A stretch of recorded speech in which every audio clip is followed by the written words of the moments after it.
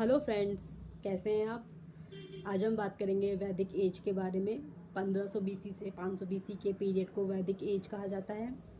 इसमें वेद लिखे गए थे। ऋग्वेद सबसे ओल्डेस्ट वेद है और इसमें इंद्रदेव, अग्निदेव और वरुण देव की पूजा के लिए मंत्र लिखे गए हैं।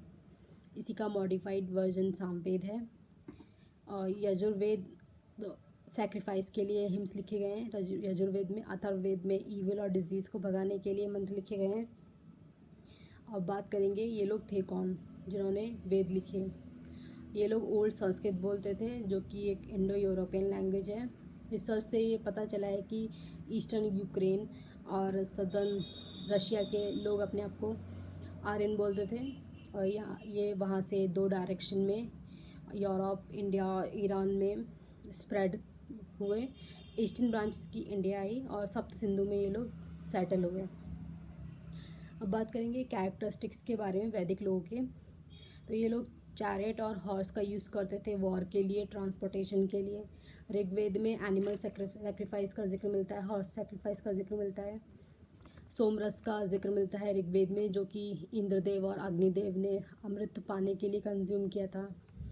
इसका जिक्र अवेस्ता में भी मिलता है। ये ईरान की होली बुक है, होम नाम से मिलता है अवेस्ता में। स्वास्तिक का यूज़ मिलता है इसमें, जो कि प्रॉस्पेरिटी और गुड लक का प्रतीक है। अवेस्ता में और ऋग्वेद दोनों में ही हॉर्सेस और चैरियट के ऊपर रखे गए नाम का जिक्र मिलता है। जैसे ऋग्वेद में दशरथा, दश जिसके पास रथ हो, अश्विन। और अवेस्ता में पुरुषस्पा, विस्तपा। अवेस्ता में अश्व नाम से अश्व का मिलता है, जिक्र मिलता है। वैदिक एज को 2 पार्ट में डिवाइड कर सकते हैं, अर्ली वैदिक एज और लेटर वैदिक एज। अर्ली वैदिक एज 1500 से 1000 बीसी के पीरियड को बोलते हैं। इसी पीरियड में ऋग्वेद लिखा गया था और ये 10 मंडल में लिखा गया था, जिसमें से 2 से 8 वह मंडल सबसे पुराना है। इसमें फैमिली को कुल कहा गया था। कुलों के जो ग्रुप था उसको ग्राम, और ग्राम के ग्रुप को विश्व, उसका जो मुखिया होता था विश्वपति। सबसे बड़ा जो ग्रुप का जिक्र मिलता है उसे जना बोलते थे, जन। और इसका जो हेड होता था वो राजन, किंग होता था। भारत, मत्स्य, यदु, पुरु ये जन के हेड थे। और भरत और पुरु की आपस में काफ़ी लड़ाइयाँ होती थी, पर बाद में ये लोग ने जॉइंट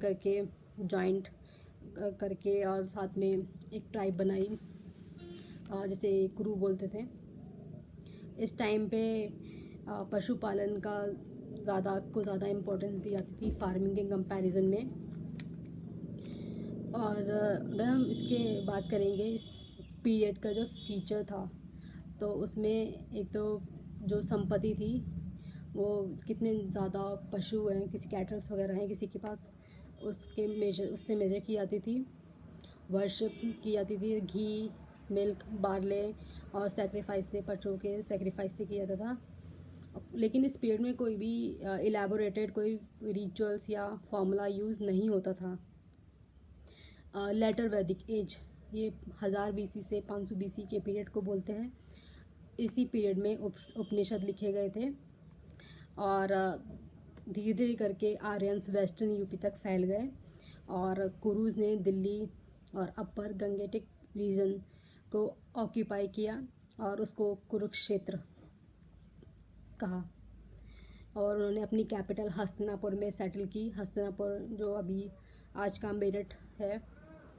और इस पीरियड के एंड तक लोग ईस्टर्न यूपी और बिहार के विदेहा तक फैल गए थे।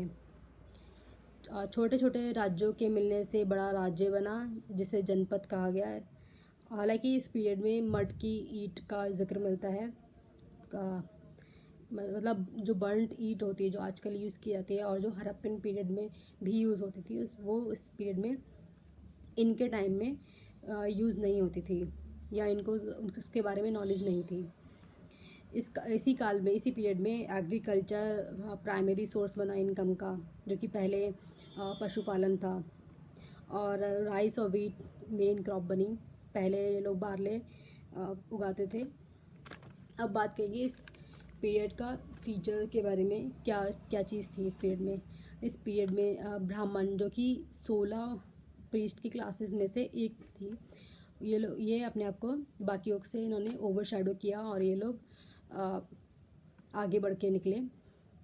गोत्र जो शब्द होता है, जो आजकल भी यूज़ होता है, उसका पहली बार इस टाइम पीरियड में इस्तेमाल हुआ। और इसका मतलब ये था कि जहाँ पे जो ग्राम थे, उनके जो पशु रखे जाते थे, कॉमन जो एनिमल्स थे, उस एरिया को बोलते थे। और अभी ये कॉमन कुल के लिए यूज़ होता है। बाद में धीरे धीरे करके इसका मीनिंग चेंज हो गया।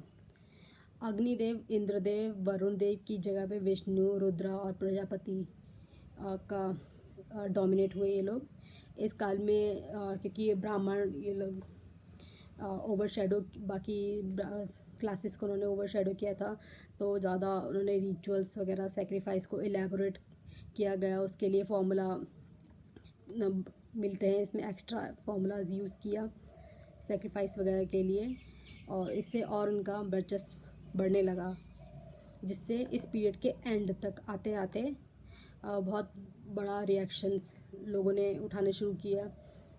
और 62 रिलीजन सेक्ट उसके रिएक्शन से निकले, जिसमें से जैन बुद्धा मेन थे। ये था इस वैदिक पीरियड के बारे में।